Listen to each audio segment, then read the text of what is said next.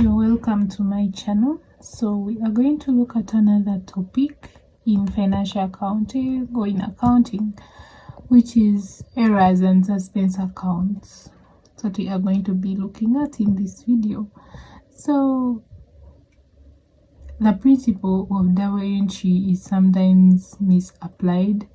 So the errors may be there, and these errors may be arithmetic, or they may be in some other way.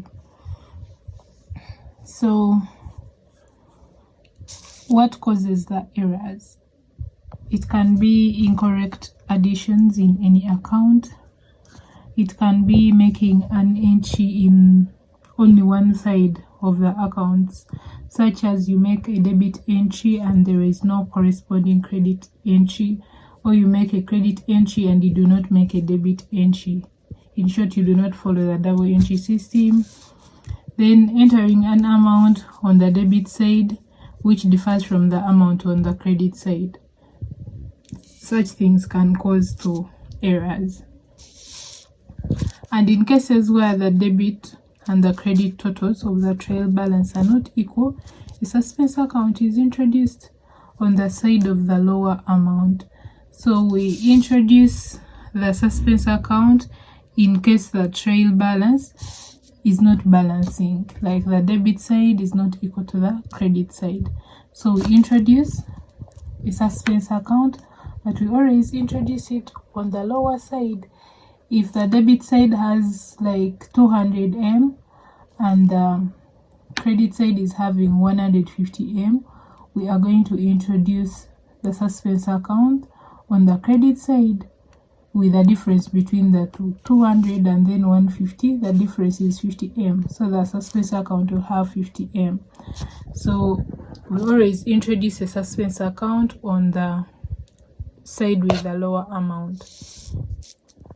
So a suspense account is a temporary account. It's not a permanent account. After you tracing the error and find the reason as to why things were not balancing, that account is supposed to be closed or cleared as soon as possible.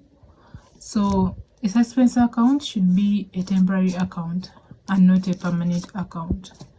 The account should be closed or cleared as soon as the error is located and cleared. So the trail balance totals can still be equal even when there are some types of errors. So it does not mean that when it is balancing there are no errors. It can still balance when there's some errors. Yeah. So the correction of errors. We have two types of errors. We have errors that can be detected by the trail balance and errors that cannot be detected by the trail balance. So when you are correcting errors, before attempting to correct errors, it is important to know that the error is analyzed in terms of whether it is detectable by the trail balance or not. So you're supposed to first know that the error I'm dealing with, is it detected by the trail balance or not? So errors that are detected by the trail balance will naturally lead to some amount being recorded in the suspense account. So if an error is detected by the trail balance, we shall write it in the suspense account. And the errors that are not detected by the trail balance will not be recorded or posted in the suspense account, but we shall introduce the principle of double entry. So errors that are not detected by the trail balance will be recorded without any amounts being posted to the suspense account. It will be corrected through the application of the principle of double entry. So errors that cannot be detected by the trail balance, you just do double entry of it and you do not record it in the suspense account. But errors that are detected by the trail balance, you record them in the suspense account. So what are the errors that can be detected by the by the trail balance. So here are the errors that can be detected by the trail balance. We have single entry errors when it was debited and not credited. Then we have arithmetic errors, wrote a wrong figure, then an overstatement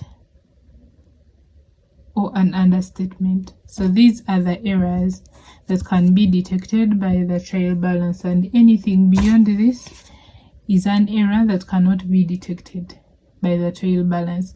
So where you see such errors are supposed to be recorded in the suspense account.